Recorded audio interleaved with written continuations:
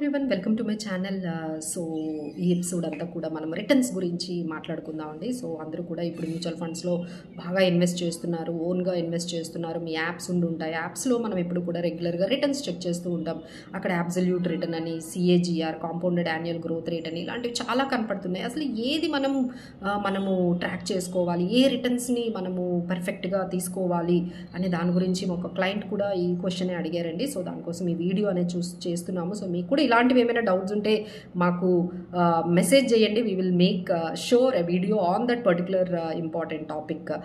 So first ఏంటంటే మనకి absolute return అంటారు. అబ్సల్యూట్ రిటర్న్ అంటే మనం ఒక 2 lakhs పెట్టాము, అది 2,50,000 అయ్యింది. సో 50,000 మనకి అమౌంట్ వచ్చింది. సో 50,000 డివైడెడ్ బై 2,50,000 ఇంటూ 100 అంటే మీకు 25% రిటర్న్ వచ్చింది. But this is absolute return అండి. ఎంత టైంలో మీకు ఈ 25% వచ్చింది అనేది మనకి ఇక్కడ చెప్పదు. కాబట్టి దిస్ ఈజ్ వెరీ ఇన్కంప్లీట్ ఇన్ఫర్మేషన్గా మేము తీసుకుంటామంటే ఈ అబ్సల్యూట్ రిటర్న్ని బిలో 1 year ఇన్వెస్ట్మెంట్స్కి మాత్రమే చూసుకోవాలండి. ఇంకా మీరు ఒక 2-3 years ఇన్వెస్ట్మెంట్స్కి అబ్సల్యూట్ రిటర్న్ అనేది మీరు చూసుకోవడం వల్ల ఎటువంటి ఉపయోగం ఉండదు. So don't check absolute return if your investments above more than 3 years 4 years. మరి 3-4 years ఉన్న ఇన్వెస్ట్మెంట్స్కి మనం ఎలాంటి రిటర్న్స్ చూడాలి అంటే సిఏజిఆర్ చూడాలండి, compounded annual growth rate. So now అదే ఎగ్జాంపుల్ని మనం కంటిన్యూ చేద్దామండి. మీరు పెట్టిన 2 లక్షలు 2.5 లక్షలు అవ్వడానికి మీకు 3 years పట్టింది అంటే మీకు అక్కడ సిఏజిఆర్ 7-8% వస్తుంది.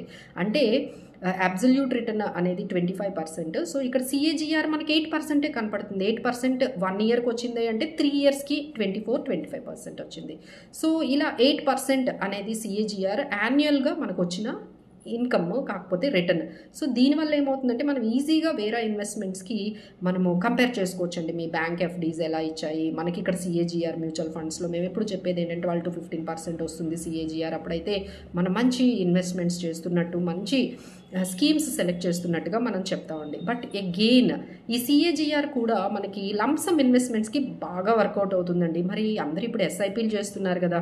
సో ఒక 10,000 రూపీస్ మీరు 5 years చేస్తే దానికి సిఏజిఆర్ వర్కౌట్ అవుతుంది అంటే మేబీ అవ్వకపోవచ్చు అండి. ఎందుకంటే మీరు ఫస్ట్ ఎస్ఐపి చేసిన తర్వాత 10,000 అక్కడ మీకు ఇంకా 3 years టైం పెరగడానికి ఉంది. బట్ మీరు లాస్ట్ చేసిన ఎస్ఐపి జస్ట్ 1 month టైం ఉంటుంది.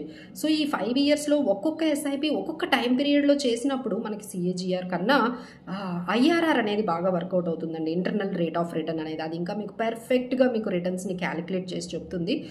సో మీరు మీ యాప్లో ఆ సిఏజిఆర్ అనేది ఎలా చూసుకోవాలి, ఐఆర్ఆర్ అనేది ఎలా చూసుకోవాలి, అక్కడ లేకపోతే దాన్ని మీరు ఇంకొక మీరు వేస్లో ఆ ఇన్వెస్ట్మెంట్స్ మీద రిటర్న్స్ అయితే చేసుకోండి. లేదు అంటే మీ ఫైనాన్షియల్ అడ్వైజర్, లేదు అంటే మా క్లయింట్స్కి అయితే మేము ఇన్ఫర్మేషన్ అనేది ఇస్తాము. సో మీకు ఏమైనా ఇంకా డౌట్స్ ఉన్నట్లయితే దీని గురించి మీరు నాకు మెసేజ్ చేయొచ్చు.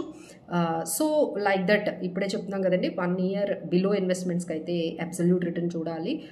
1 year అబోవ్ ఇన్వెస్ట్మెంట్స్ 2-3 years అయితే మనం సిఏజిఆర్ చూడాలి. That is good for lumpsum investments. But ఎస్ఐపీస్కి అయితే IRR is the best way of calculating the return. Thank you so much for watching. For more knowledgeable videos like this, please stay tuned to our channel and please subscribe our channel and share this information to many. Thank you so much.